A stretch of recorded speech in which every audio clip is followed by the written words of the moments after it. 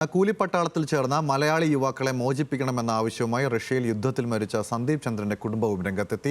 തൃശൂർ സ്വദേശികളായ ബിനിലിനെയും ജയനെയും നാട്ടിലെത്തിക്കണമെന്നും തങ്ങൾക്കുണ്ടായ അനുഭവം മറ്റൊരാൾക്കും ഉണ്ടാവരുതെന്നുമാണ് സന്ദീപിന്റെ ബന്ധുക്കൾ പറയുന്നത്. റഷ്യൻ കൂലിപ്പട്ടാളത്തിൽ ചേർന്ന മലയാളികളുടെ മോചനത്തിനായി കണ്ണീരോടെ കാത്തിരിക്കുകയാണ് നാട്ടിലെ ബന്ധുക്കൾ. ബിനിൽ ബാബുവിന്റെയും ജെയിൻ കുര്യന്റെയും ഉറ്റവരുടെ സങ്കടം വാക്കുകൾ കൊണ്ട് പറഞ്ഞറിയിക്കാനാവില്ല. പക്ഷേ അത് മറ്റാരെക്കാളും മനസ്സിലാകും തൃക്കൂർ സ്വദേശിയായ ചന്ദ്രന്. മാസങ്ങൾക്ക് മുൻപ് റഷ്യൻ കൂലിപ്പട്ടാളത്തിലെ ജോലിക്കിടെ മരിച്ച സന്ദീപിന്റെ അച്ഛനാണ് ചന്ദ്രൻ.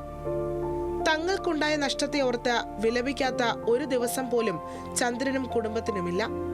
ആ ഗതി ഇനിയൊരാൾക്കും ഉണ്ടാകരുതെന്നാണ് സന്ദീപിന്റെ ബന്ധുക്കൾ എല്ലാവരും പറയുന്നത്.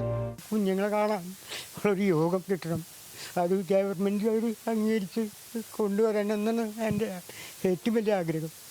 കാരണം ഞങ്ങൾക്കുണ്ടായ അനുഭവം അവർക്കുണ്ടാവരുത്, അത്രമാത്രം എനിക്ക് പറയാനുള്ളൂ.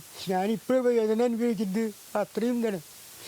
ഏത് സമയം ഏത് ആണ് ആലോചിച്ച് കറങ്ങുകൊണ്ടിരിക്കുക. ബിനിലിനും ജെയിനിനും മലയാളികളായ മറ്റു 3 പേർക്കുമൊപ്പം കഴിഞ്ഞ ഏപ്രിലിൽ ആദ്യവാരമാണ് സന്ദീപ് റഷ്യയിലെത്തിയത്. തൊഴിൽ തട്ടിപ്പിനിരയായി കൂലിപ്പട്ടാളത്തിൽ ചേരേണ്ടി വന്നു. ജോലിക്ക് കയറി മാസങ്ങൾക്കകം ഉക്രൈൻ റഷ്യ യുദ്ധബാധിത മേഖലയിൽ വെച്ച് സന്ദീപ് കൊല്ലപ്പെട്ടു.